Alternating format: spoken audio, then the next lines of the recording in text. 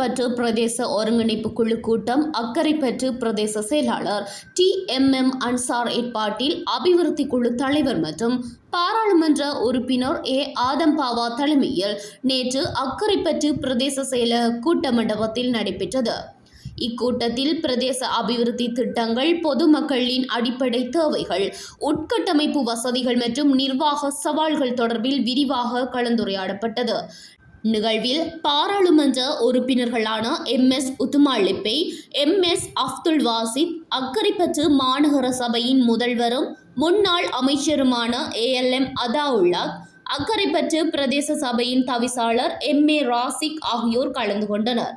மேலும் அக்கரைப்பற்று உள்ளூராட்சி சபைகளின் உறுப்பினர்கள், அக்கரைப்பற்று பிரதேச செயலகத்தின் பிரதி திட்டமிடல் பணிப்பாளர் AM தமீம், திணைக்கள தலைவர்கள், பாதுகாப்பு படையினர் மற்றும் அரசியல் கட்சிகளின் பிரமுகர்களும் இக்கூட்டத்தில் பங்கேற்றனர். இந்த ஒருங்கிணைப்பு குழு கூட்டம் அக்கரைப்பற்று பிரதேசத்தின் அபிவிருத்தி நடவடிக்கைகளை ஒருங்கிணைத்து வலுப்படுத்தும் நோக்கில் முக்கியத்துவம் வாய்ந்ததாக அமைந்தது.